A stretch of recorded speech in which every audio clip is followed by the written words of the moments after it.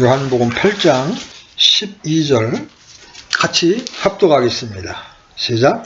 그때 예수님께서 다시 그들에게 말씀하여 이르시되 나는 세상의 빛이니 나를 따르는 자는 어둠 속에 다니지 아니하고 생명의 빛을 얻으리라 하시니라. 아멘. 사실은 이 말씀은 하나님의 교회에 다니신 분들을 위해서 준비를 했는데 정작 당사자들이 오늘 안 나오셨어요. 그래서 어쨌거나 우리도 이 세상을 살아가다 보면 참 빛 대신 주님을 놓치게 될 때 인생 가운데 방황하게 되고 그죠? 엄한 곳에서 헤매게 될 수가 있어요. 그래서 우리 빛 대신 주님을 한번 이 시간 살펴보는 시간을 가지려고 합니다. 이스라엘에게는 3대 절기가 있습니다. 기억나십니까? 뭐예요? 유월절, 또 초실절, 장막절. 이제 원래 7절기가 있는데 그 중에서 가장 중요한 3대 절기가 이렇게 유월절, 초실절, 장막절이에요. 그래서 이때에는 이스라엘 남자들은 예루살렘 성전에 올라가 하나님을 경배해야 합니다. 오늘 우리가 읽은 이 본문은 장막절 기간이 딱 끝난 바로 다음날 일어난 사건입니다. 여러분, 우리가 살펴본 간호마다 현장에 잡힌 여인에 관한 이야기가 바로 8장 요 12절 바로 앞부분에 있습니다. 그렇죠? 8장 1절부터 11절까지가 나와 있어요. 근데 그 앞에 보면 예수님이 장막절 기간 중에 이스라엘 백성들에게 외치죠. 그 배에서 생수의 강이 흘러나리라 이렇게 말씀하시는 장면이 있어요. 그래서 일단 여러분들이 이 본문의 배경을 좀 이해할 필요가 있어요. 주님이 지금 장막절이 끝난 그 다음날 아침에 많은 사람들이 예수님의 말씀을 들으려고 왔을 때 성전 안에 여인의 뜰에서 하신 말씀이 오늘 본문 말씀이에요. 여러분 20절로 내려가 보시면 여기 성전 보고에서 이 말씀을 하셨으니 그 말씀이 나오죠? 성전 보고가 이제 연복궤를 말하는 거예요. 이 연복궤는 성전 안에 여인의 뜰에 놓여 있었는데 이곳은 가난한 과부가 자기 생활비의 전부였던 2데나리온을 드렸던 장소이기도 합니다.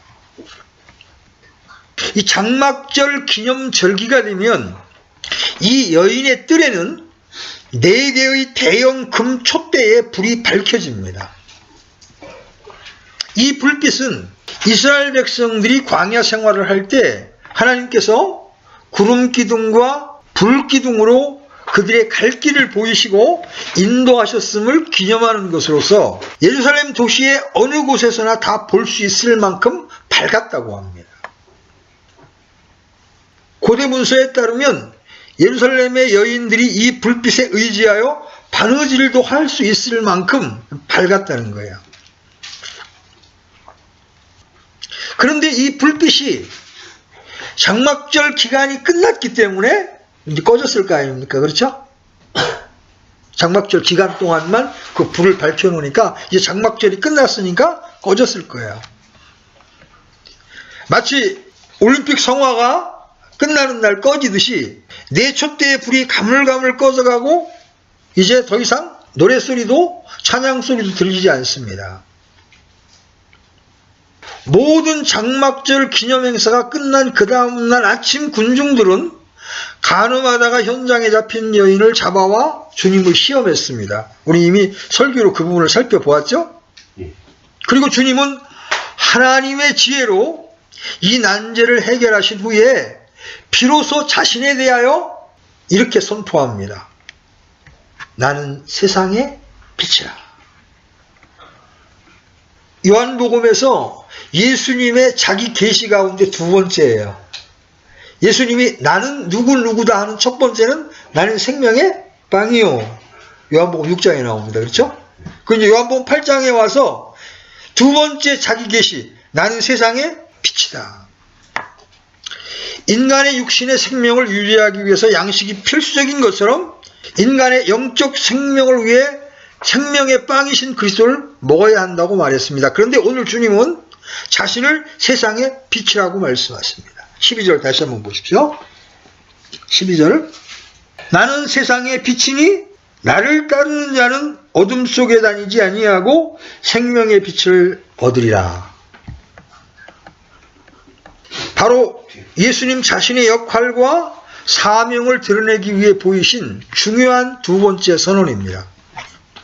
여러분, 요한복음에는 I am이라고 하는 계시가 여러 개가 나옵니다.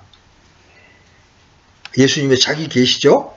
바로 하나님이신 그분이 육신을 입고 이 땅에 오셔서 자신이 어떤 일을 하실 것인가를 보여주는 위대한 선언입니다. 나중에 요한복음 뒷부분에 가서 예수님을 잡으러 온 사람들에게 예수님이 I am 내니라 그러니까 예수님을 잡으러 왔던 사람들이 어떻게 했어요? 꼬꾸라집니다. 왜냐하면 하나님 자신의 신성을 나타내셨기 때문에요. 이 나는 무엇이다라는 이 선언은 헬라어에서 독특한 의미를 갖습니다. 즉 결코 다른 사람이 아닌 나 홀로 빛이라는 선언이에요. 내가 유일한 빛이다. 이 세상의 유일한 빛이다. 이것은 예수님 자신이 바로 하나님이시라는 선언입니다. 아멘.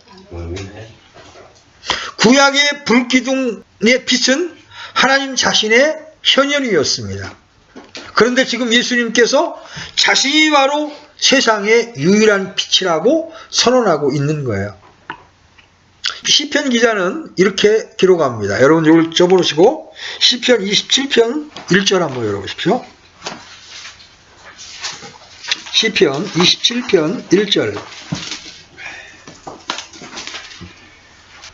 같이 읽습니다. 시작. 주는 나의 빛이시요 나의 구원이시니 내가 누구를 두려워하리요. 주는 내 생명의 힘이시니 내가 누구를 무서워하리요. 여기 보면 주는 나의 빛이시요 나의 구원이시니 이렇게 말씀하십니다. 신약 성경에서도 사도 요한은 요한일서 1장 5절에서 이렇게 선언합니다. 하나님은 빛이시니. 그런데 지금 주님께서 자신에 대하여 이렇게 선언하고 계신 겁니다. 나는 세상의 빛이라. 자, 장막절이 끝나고 예루살렘 도성을 비추고 있던 인공적인 불빛이 쓰러져간 다음에 선언되었던 예수님의 이 위대한 선언, 나는 세상의 빛이다. 이 선언의 의미가 무엇인가? 오늘 그걸 살펴보려고 하는 겁니다. 이 선언에 담긴 몇 가지 의미를 살펴보면서 예수 그리스도 우리 주님에 대한 믿음과 감상이 우리 마음속에 더 분명해지기를 원합니다. 아멘. 자, 첫 번째로 이 말씀의 의미의 첫 번째, 이 땅에 오신 예수님께서 당신을 이 세상의 빛이라고 말씀하셨다는 것은 이 세상이 어둠 가운데 있다는 것을 역설적으로 보여주는 겁니다. 그렇죠? 이 세상은 빛이 필요하다는 겁니다. 어둠에 갇혀본 사람들은 빛의 소중함을 압니다. 아담의 타락 이후에 이 세상에는 어둠이 임했습니다. 육신의 눈에는 어둠이 없어 보입니다. 네온 사인도 찬란하지요. 가로등 불빛도 찬란하지요. 그러나 인간의 영혼 안에 깊은 어둠이 임한 것입니다. 이것은 죄의 결과였습니다. 하나님께서는 우리 안에 영을 조성하시고 하나님과 교통하는 장소로 삼으셨습니다. 그러나 범죄한 인간의 영은 죽었습니다. 그런 인간을 사탄은 깊은 어둠 속으로 밀어 넣은 것입니다. 에베소 5장 8절 보십시오. 에베소 5장 8절.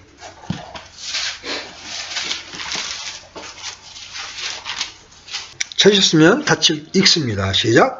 너희가 한때는 어둠이었으나 이제는 주 안에서 빛이니 빛의 자녀들로서 걸으라. 너희가 한때는 어둠이었으나, 그렇죠? 구원받기 전 모든 사람들은 바로 어둠 가운데 갇혀 있는 겁니다. 문제는 예수님과 그분의 말씀 앞에 정직하게 서보지 않은 사람은 자신이 어둠 속에 있다는 것을 알지 못합니다. 자신이 어디를 향해 가고 있는지를 알지 못합니다. 밤이라 하더라도 불빛이 있으면 길을 잃지 않습니다. 그렇죠? 반면에 불빛이 없으면 방황하다가 길을 잃고 맙니다. 이 팔레스타인 땅은요, 밤에 여행을 많이 합니다. 왜냐하면 낮에는 너무 덥기 때문에. 그러나 밤 여행에는 많은 위험이 기다리고 있었습니다. 맹수나 전갈 같은 짐승의 공격도 있었지만 가장 두려운 것은 길을 잃어버리는 것입니다. 예수님께서 태어나셨을 때 동방의 현자들이 아기 예수를 찾아왔습니다. 그들이 그 험한 길을 무사히 찾아올 수 있었던 것은 큰 별이 그들을 안내했기 때문입니다. 그들이 한때 이 별을 잃어버렸습니다. 유대까지 왔을 때 그들에게는 왕이라면 분명히 왕궁에 있겠지 하는 확신이 들었습니다. 그러나 헤롯의 왕국에는 새로 태어난 아기가 없었습니다. 그들이 예루살렘을 나올 때 얼마나 실망했겠습니까? 그러나 그들은 곧 다시 큰 별이 자기들의 길을 안내하는 것을 보았습니다. 성경에는 그들이 이 별을 보고 심히 기뻐하였다고 말씀하고 있습니다. 자, 이스라엘 백성이 이집트에서 나온 후 길을 잃지 않고 하나님께서 이끄시는 길을 갈 수 있었던 것은 하나님의 불기둥이, 구름기둥이 있었기 때문입니다. 아무리 탁월한 지도자가 있다 해도 빛이 없으면 그 많은 군중들이 함께 길을 갈 수가 없습니다. 그래서 우리는 예수님이 세상의 빛이라는 이 말씀을 통해서 이 세상은 지금 어둠 가운데 있다는 것을 알 수가 있습니다. 자, 두 번째, 예수님만이 이 세상을 참된 생명의 길로 이끄시는 유일한 분이라는 의미입니다. 예수님만이 우리를 참된 생명으로 이끄는 유일한 빛이시다. 자, 소경된 인간, 어둠 가운데 헤매는 인간에게는 참 생명의 빛이 필요합니다. 그렇죠? 마귀는 우리에게 돈이 필요하다, 건강이 필요하다, 명예와 권세가 필요하다고 끊임없이 인간들을 유혹하지만 인간에게 진짜 필요한 것은 우리에게 영원한 생명을 주는 빛입니다.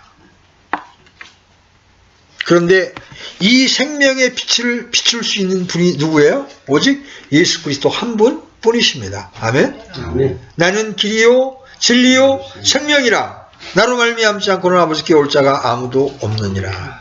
하나님은 우리의 진정한 필요가 무엇인지를 아셨습니다. 그것은 돈이나 학문이 아니었습니다. 죄로 말미암아 하나님과 원수된 상태가 철폐되고 날마다 하나님이 주시는 은혜를 누리는 것, 그리스도 안에서 우리에게 주시는 풍성한 생명.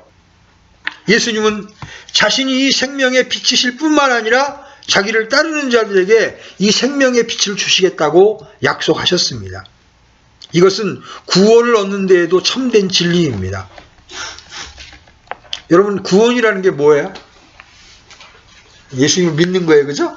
근데 그 예수님을 믿는다는 의미가 뭐예요? 우리 고린도 후서 4장 6절 한번 열어보십시오. 고린도 후서 4장 6절.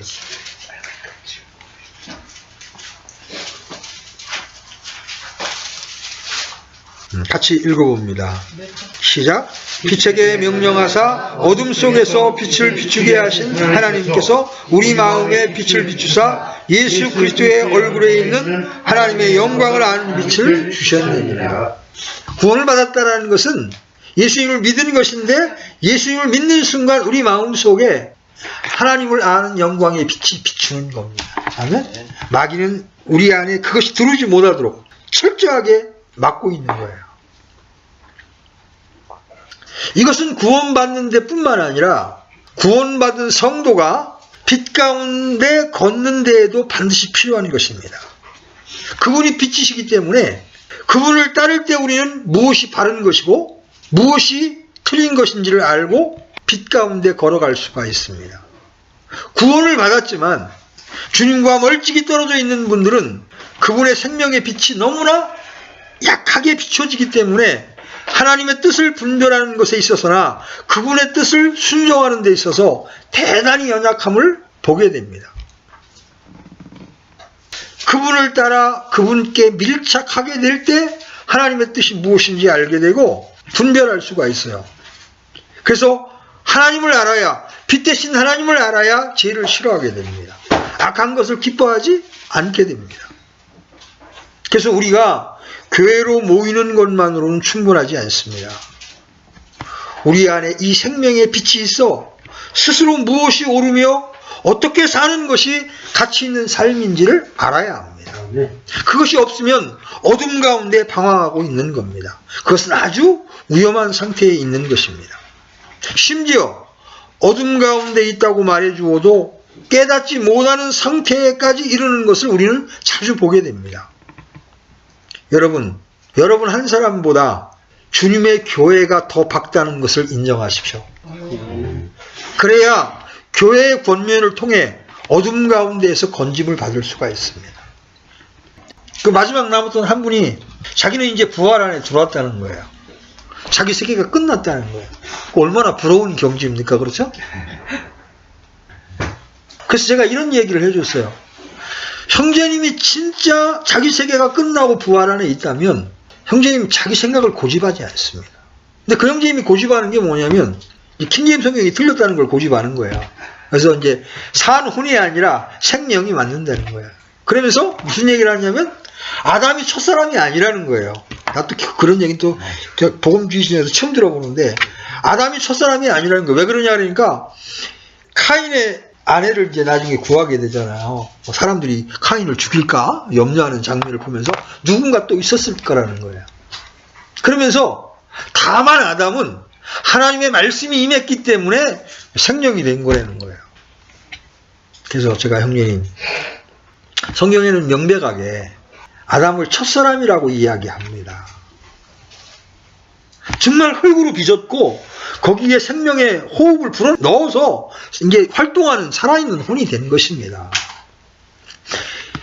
말씀이 필요한 것은 이제 타락한 인간에게, 그렇게 아담의 범죄로 인하여 타락한 인간에게 말씀이 임하고 하나님의 영이 임해야만 살아있는 존재가 되는 건 맞습니다. 그러나 아담은 범죄하기 전이기 때문에 흙으로 빚었고 그 코에 생명의 호흡을 넣었기 때문에 살아있는 존재가 된 것입니다. 성경을 그렇게 알레고리로 해석해서는 안 되는 겁니다. 형제님이 참다롭게 부활 안에 있다면 그런 억지 주장을 하지 않습니다. 그랬더니 여기는 가르치려고만 하지 배우려고 하지 않는다. 그럼 배울 거라야 배우죠. 아주 그 영이 혼잡한, 혼탁한 모습을 봅니다. 그냥 있는 성경 말씀을 단순하게 믿고 받아들이면 되는데 성경이 생명의 호흡이라고 하면 생명의 호흡입니다. 그렇죠? 그걸 말씀이니 영이니 영해할 필요가 없는 거예요. 자꾸 말씀을 영해하려고 해요. 뭔가 거기다 고상한 개념을 넣으려고 그래요. 옛날에 이제 우리 모임에 있던 그 목북회 장로 했던 그 형제님도 마찬가지죠. 자기는 육신이 다 죄해졌다. 여러분, 육신이 죄해졌다고 하는 사람은 다른 사람을 판단하지를 않아요. 쉽게. 그렇죠? 주님으로 사는 사람이니까. 그런데 대전교회는 다 죽은 사람들만 있기 때문에 교제할 가치를 못 느낀다. 그 육체가 죄해진 게 아니라 육체로 충만한 상태예요. 이렇게 어떤 영적인 건너움이라고 표현해야 되나요?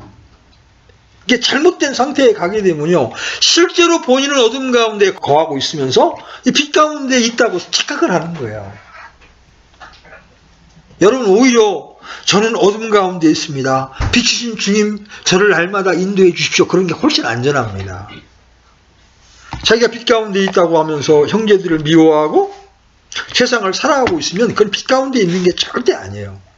그래서 제가 늘 여러분들에게 권면합니다. 여러분 한 사람 한 사람 자신보다 형제들의 총합인 주님의 교회가 더 밝다는 것을 인정하십시오. 아멘? 그래야 권면을 받을 수가 있는 겁니다. 교회를 통해서, 교회 권면을 통해서 어둠 가운데에서 건짐을 받을 수가 있는 거예요. 오늘날 어떤 모임을 떠나서 방황하고 있는 영혼들 가운데 굉장히 큰 위험성이 바로 이런 데 있습니다. 뭔가 부활의 생명을 추구하고 영적인 고봉을 추구하는 건 나쁜 게 아니에요. 근데 추구하다가 말씀 바깥으로 넘어가 버리는 겁니다. 바울이 로마서 6장 7장에서 분명히 십자가를 보았습니다. 그렇죠? 십자가에서 주님과의 연합을 보았고 십자가에서 부활하신 주님과의 연합을 보았습니다. 그렇지만 우리 안에 있는 죄성, 우리 안에 있는 육신을 알므로 바울은 고린도전서에서 내가 날마다 죽노라 이렇게 고백합니다. 그죠? 누구도 섰다고 자부할 수 없는 겁니다. 누구도 안전하다고 자부할 수가 없는 거예요. 그래서 날마다 우리가 십자가를 붙들어야 하는 겁니다. 날마다 주님의 빛의 인도를 받아야만 우리가 실족하지 않을 수가 있는 거예요. 그 형제들 보면서 참 마음이 안타까웠어요. 자, 세 번째로 오늘 본문 말씀이 우리에게 주는 영적인 의미는 뭐냐면 세상은 참 빛으로 오신 그분을 싫어한다는 거예요. 여러분 요한복음 1장 5절 가보십시오. 요한복음 1장 5절. 주님께서 이 땅에 참 빛으로 오셨지만 이 세상은 이 빛을 환영합니까? 거절합니까? 거절합니다. 1장 5절 우리 같이 한번 읽어보겠습니다. 시작. 그 빛이 어둠 속에 빛이 돼 어둠이 그것을 깨닫지 못하더라. 눈을 가진 사람은 불을 켜면 바로 그 불빛을 통해 사물을 알아봅니다. 그러나 여기 한번 장님이 있다고 한번 생각해 보십시오. 스위치를 올려서 형광등이 들어와도 그는 그것을 알 수 없고 사물을 볼 수가 없습니다. 여러분 오늘 우리가 읽은 요한복음 8장 이하를 쭉 여러분 한번 보십시오. 주님께서 자신을 빛으로 소개하자 유대인들이 뭐라고 반응합니까? 내 증거가 참되지 않다 이렇게 반박을 합니다. 빛은 우리의 추악함을 드러냅니다. 가늠하다 현장에 잡혀온 여인을 돌로 치라던 그 사람들은 너희들 중에 죄가 없는 자가 돌로 던지라고 했을 때 모두 돌을 내려놓고 그 자리를 떠났습니다. 왜냐하면 빛이신 주님 앞에서 자신들의 추악함이 드러났기 때문에 그렇습니다. 그러하기에 범죄한 인간은 빛을 싫어합니다. 도둑이 밤을 좋아하는 것과 같습니다. 빛이 세상에 왔지만 사람들이 자기의 행위가 악함으로 빛보다 어둠을 더 사랑하는 것입니다. 여러분 요한복음 3장 19절 한번 가보십시오.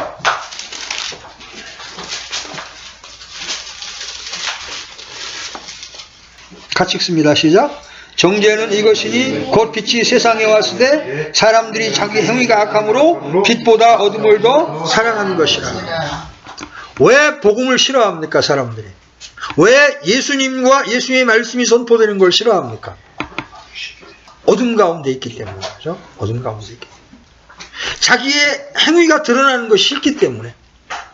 우리가 복음 앞에 나오면 우리가 발가벗겨집니다. 그렇죠? 우리가 더러운 자고 추한 자라는 것이 드러납니다. 그게 싫기 때문에 세상은 빛 대신 주님을 거절하는 겁니다. 자, 네 번째, 오늘 본문 말씀이 주는 네 번째 영적인 의미는 그럼에도 예수님은 이 땅에 그분의 빛이 필요한 자들과 함께 하시기 위하여 오신 것입니다. 이스라엘 백성들은 구름기둥과 불기둥을 통해서 하나님이 그들과 함께 하심을 알았습니다. 그러면 예수님은 누구십니까? 단적으로 말하면 그분은 우리와 함께 하시기 위해 찾아오신 하나님이십니다. 이것이 바로 예수님의 탄생을 예언한 임마누엘의 의미입니다. 우리가 아까 에고라고 한 말씀 기억나죠? 마태복음 1장 23절 그 이름을 임마누엘이라 하리라 하셨으니 이를 번역한 즉 하나님이 우리와 함께 계시다 함이라. 하나님의 백성들과 함께 하시기 위해서 찾아오신 하나님, 임마누엘이신 하나님, 말씀이 육신이 되어 우리 가운데 거하심에, 여러분 제자들은 이 말씀 하나님이 육체로 오신 것을 손으로 만졌고 눈으로 보았고, 그렇죠? 그러면서 마침내 그분이 부활하신 이후에 그 제자들이 발견한 게 뭐예요? 이분은 하나님이시다. 이분은 참 생명이시다. 이분은 참 빛이시다. 당시에 잘 믿는다고 생각했던 바리새인들과 율법사들은 그렇게 성경을 많이 알았지만 성경의 주인공이신 예수님을 알아보지 못했습니다. 그러나 죄인들과 세리들과 자신들이 소경이라는 것을 인정한 사람들에게는 그분이 바로 생명의 빛이라는 것이 계시되었습니다. 예수님은 바리새인들에게 너희는 본다 하나 여전히 소경되었느니라 이렇게 말씀하셨습니다. 여러분, 누구에게 예수님이 계시됩니까? 이 어둠에서 저를 건져 주십시오 하고 주님께 겸손하게 나오는 자들에게 주님은 자신의 생명의 빛을 비추어 주십니다. 그리고 어디로 가야 할지를 알려주십니다. 여러분, 이제 구약의 이스라엘 백성들 여러분 한번 생각해 봐요. 애롭고 힘든 광야 생활 중에 갑자기 그들 앞에 구름기둥과 불기둥이 나타났을 때 누군가는 이렇게 소리쳤을 겁니다. 하나님이시다. 하나님이시다.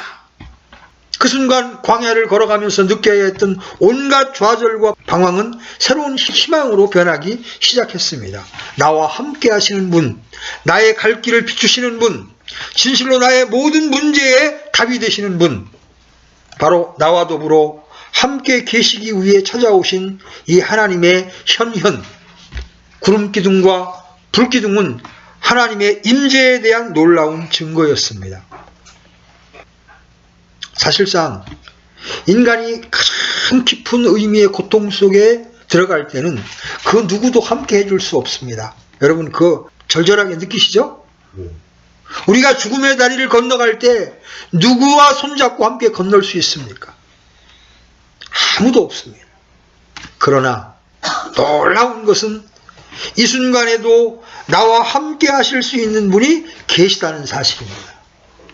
그분은 바로 하나님이십니다. 아멘? 아멘. 살아계신 하나님의 임재야말로 그리스도인의 삶에 진정 놀라운 희망이지 않습니까? 광야 생활 중에 이스라엘 백성과 함께 하신 하나님을 성경은 이렇게 표현합니다. 낮에는 구름기둥, 밤에는 불기둥이 백성 앞에서 떠나지 아니하니라.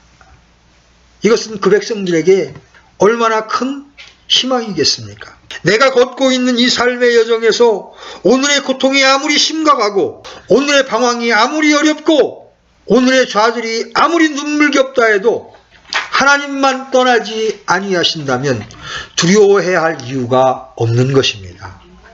만유를 창조하신 하나님, 말씀으로 만물을 붙들고 섭리하시는 그 하나님이 나를 붙들어 주시기 때문에 그렇습니다. 여러분은 지금 무엇을 두려워하십니까? 하나님께서 우리와 함께 하심으로 우리는 담대하게 우리에게 주어진 삶의 길을 걸어갈 수가 있는 것입니다. 주님은 마태복음 28장 20절에서 제자들에게 이렇게 약속하셨습니다. 볼지어다 내가 세상 끝날까지 너희와 항상 함께 있으리라. 믿으십니까? 세상 끝날까지 우리와 항상 함께 하시는 예수님의 바로 이 빛은 하나님의 임재의 증거입니다. 지금 이 순간 주님은 우리 안에 성령을 통하여 사시면서 우리와 함께 하시고 우리 손에 들려주신 말씀을 통하여 우리와 함께 계십니다. 다섯 번째로 나를 따라오는 자는 생명의 빛을 받으리라는 말씀은 하나님의 인도의 선언입니다. 우리가 말할 수 없는 가슴앓이와 고통을 당할 때 그 고통을 이해하고 함께 나눌 수 있는 사랑하는 사람들이 있다면 얼마나 고마운 일이겠습니까? 하지만 그들이 우리와 함께 있어 줄 수는 있을지라도 우리를 인도해 주지는 못합니다. 광야길을 방황하던 이스라엘 백성들의 문제는 무엇이었습니까? 아마도 사막의 무변성이었을 것입니다.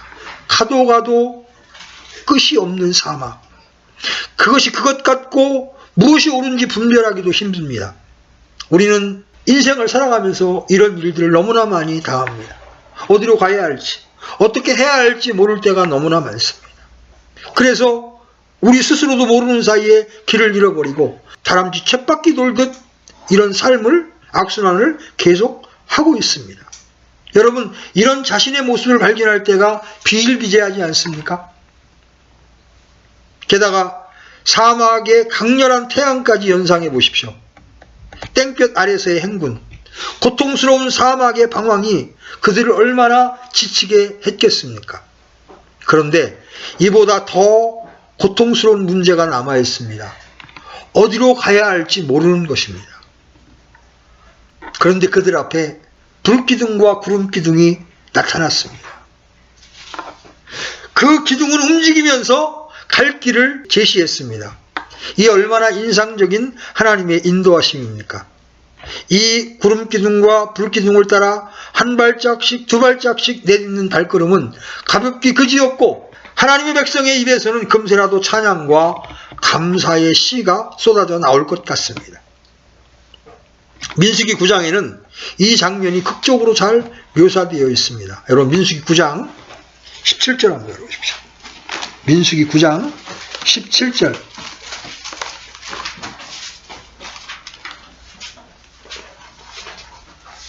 같이 한번 읽어보겠습니다. 시작. 구름이 성막에 떠오르면 그 뒤에 이스라엘 자손이 이동하였고 구름이 머무는 곳에 거기에 이스라엘 자손이 자기들의 장막을 쳤으니.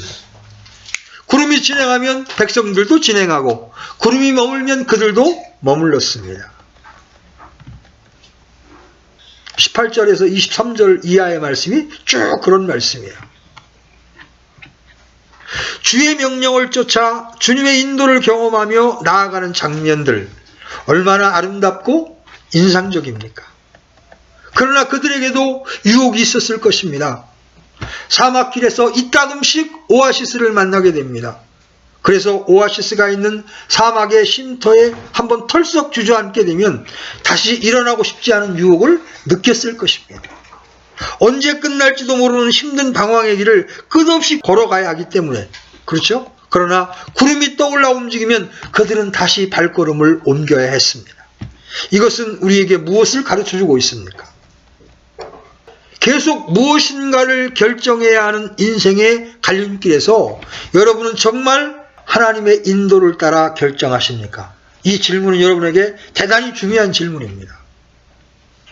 여러분, 날마다 무엇인가를 선택할 때 하나님의 뜻을 묻고 하나님의 인도를 따라 결정하십니까? 아니면 쉽고 편리한 쪽을 결정하십니까? 나의 편리와 나의 안식을 위해서 너무나 육신적으로 쉬운 방법을 택하지는 않습니까? 참으로 하나님이 무엇을 원하시며 주께서 내가 어디로 가기를 원하시는지 그 뜻을 분별하고 순종하는 삶을 살고 계십니까? 만약 이스라엘 백성들 가운데 누군가가 이 구름기둥과 불기둥이 하나님의 임재임을 알면서도 자신의 편리와 자신의 쉼을 위해 주님을 쫓아가지 않았다고 가정해 보십시오. 이것이 얼마나 어리석은 일입니까? 그럼에도 불구하고 이 어리석은 사건들이 우리의 삶 속에서 너무나 자주 일어나고 있지 않습니까? 여러분은 중대한 결정을 할 때마다 성경을 열어 하나님의 인도를 구하고 계십니까? 지금은 구약 때처럼 구름도 뜨지 않고 불기둥도 나타나지 않습니다. 그러나 하나님은 그보다 더 확실한 성경의 말씀으로 우리를 인도하기를 원하십니다. 또한 성령께서 우리 안에 또 우리 곁에서 우리의 마음과 생각을 조명해 주십니다. 그러나 이렇게 확신과 평안을 주시며 우리의 길을 인도하신다고 선포하는 말씀에도 불구하고 얼마나 많은 때 우리가 내 편리를 위해서 결정을 내리고 있습니까? 주님 우리에게 오늘 이렇게 말씀하십니다. 나는 세상의 빛이니 나를 따르는 자는 어두움에 다니지 아니하고 생명의 빛을 얻으리라. 여러분, 주님은 우리에게 형제를 사랑하라고 말씀하십니다. 그렇죠? 그래서 주님을 따른다는 것은 형제를 사랑하는 것입니다. 그러나 형제를 미워하고 형제를 비방하고 형제를 정죄하게 되면 주님의 인도를 거절하고 있는 것입니다. 그러면 그 사람은 어디로 빠지게 됩니까? 어둠 가운데 빠지게 되는 것입니다. 자, 주님은 세상을 사랑하지 말라고, 세상을 거절하라고 우리에게 말씀하십니다. 그런데 내가 여전히 세상을 사랑하고 세상과 짝하고 있으면 빛 대신 주님과 등을 지고 있기 때문에 결국 나는 어디에 거하고 있는 것입니까? 어둠 가운데 거하고 있는 것입니다. 형제를 미워하는 것, 세상을 사랑하는 것, 이거는 눈에 금방 보입니다. 그런데 제일 무서운 어둠이 뭐냐면요, 교리적 오류에 거하는 거예요. 아까도 말씀드렸지만 부활 안에 있다고 그러면서 성경에 있는 그들의 말씀을 받아들이지 못하시는 분들은 지금 어둠 가운데 있는 거예요? 빛 가운데 있는 거예요? 어둠 가운데 있는 거예요. 이 교리적 오류는요, 자기 착각을 불러일으킵니다. 그래서 어떤 특정한 모임은 자기들밖에 구원이 없다고 주장합니다. 자기들만이 참빛인 주님과 교제하고 있다고 자긍을 합니다. 그런데 우리가 볼 때는 어두움 투성이거든요. 이거는 복음주의 진영만의 문제가 아니에요. 그래서 신천지나 어머니 하나님을 믿는 이런 교회는요, 자기들만이 구원받은 사람이라고 생각을 해요. 그러면서 정작 예수님만이 영원하신 하나님이라는 주님의 말씀을 믿지 않아요. 그들은 칠흑 같은 교리적 어둠 가운데 지금 빠져 있는 겁니다. 이 형제를 미워하는 거나 세상을 사랑하는 거는 본인도 인지할 수가 있어요. 본인도 누가 지적하면 그래, 나 지금 그런 상태야, 인정할 수 있는데, 이 교리적 오류에 빠지는 어둠은 본인이 모른다는 거예요. 아무리 성경을 보여줘도, 제가 이제 이단들을 많이 상담을 해줬잖아요. 그러니까 아무리 신천지 사람에게, 아무리 안상홍 증인에게 그들이 틀렸다라는 것, 기독론, 신론, 구원론을 아무리 말해줘도 그들에겐 들리질 않는 겁니다. 왜냐하면 교리적 오류에 깊이 빠져있기 때문에 그렇습니다. 그래서 요한 1서에서 주님과 빛 가운데 교제하기 위해서 필요한 여러 가지 항목들을 나열하면서 교리적 오류도 한 테마로 제시하는 이유가 바로 그 이유예요. 주님을 진짜 따르는 사람이어야 이 빛 가운데 거하는 놀라운 복을 경험할 수가 있습니다. 여기서 따른다는 것은 계속해서 따르는 것을 의미합니다. 신실하고 계속적으로 성실하게 주님의 인도를 따르는 거예요. 이 빛 가운데 걸으면서 하나님의 인도를 경험하는 삶, 여러분 하나님의 인도와 하나님의 은혜를 경험하는 이 삶을 살기를 원하시지 않습니까? 여러분께 다시 한번 질문합니다. 여러분 주님을 따르기를 정말 원하십니까?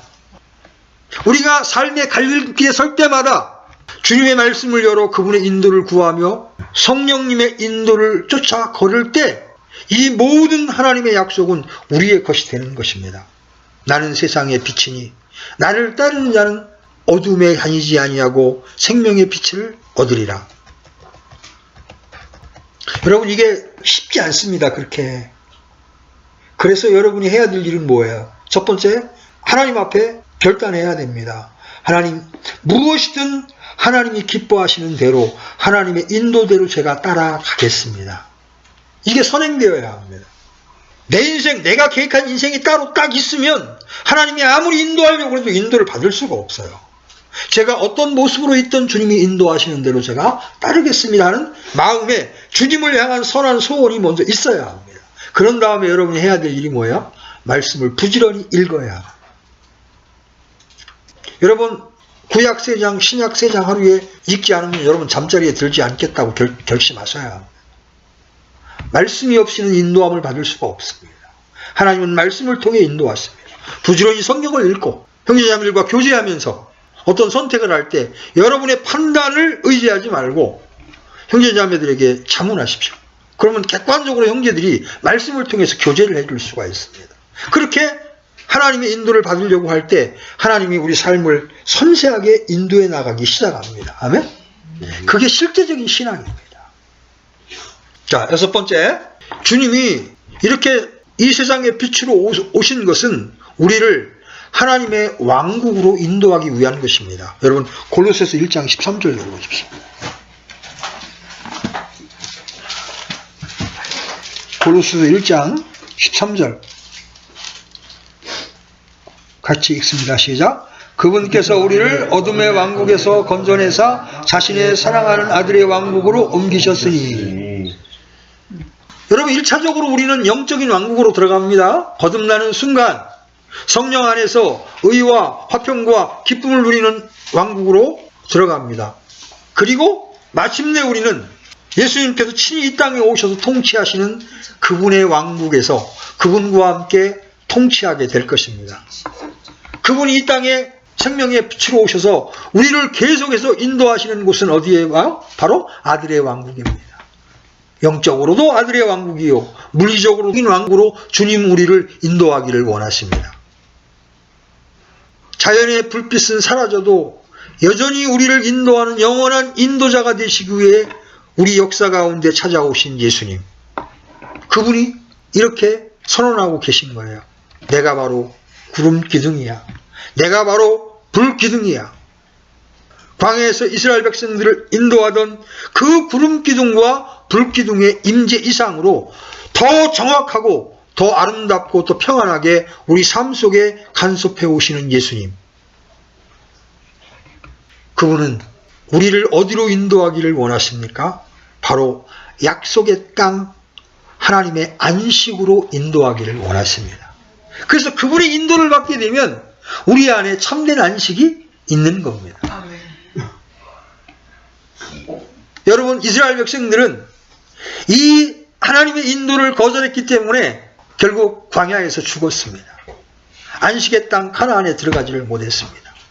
구원받은 신자라 할지라도 섬세하게 매 순간 하나님의 인도를 받아 살지를 않게 되면 그 마음 안에 안식이 없습니다. 그 마음 안에 평안이 없습니다. 아까 자매님도 우리 안에 새 마음을 창조하시고 영을 날마다 새롭게 하소서, 그 말씀을 우리에게 보여줬습니다.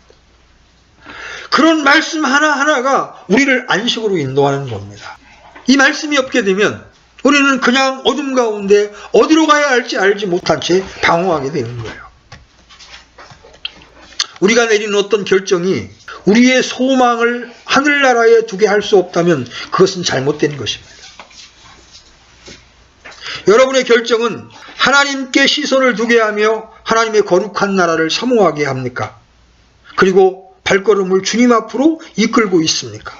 만일 다른 곳에 눈을 두게 하고 하나님께 맞춰진 초점을 흐리게 만든다면 그것은 하나님이 기뻐하시는 결정이 결코 아닙니다.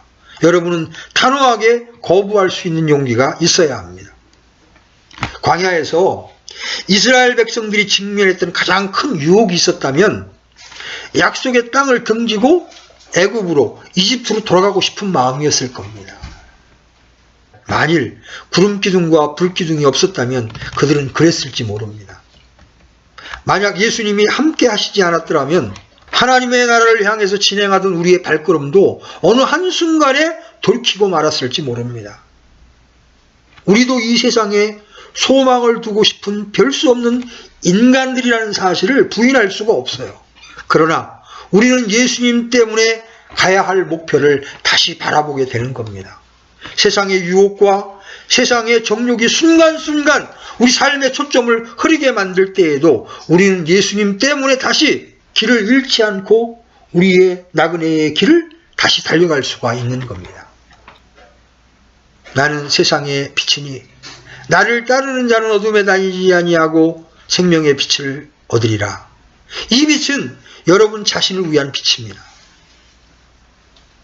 하늘로 가는 밝은 빛이신 예수님께서는 지금도 우리를 부르며 인도하기를 원하십니다. 이 빛은 하나님의 임재의 빛이요, 하나님의 인도의 선언이요, 하나님의 왕국에 대한 약속입니다. 광야 같은 이 세상을 가다가 우리는 호련히 그 빛을 보았습니다.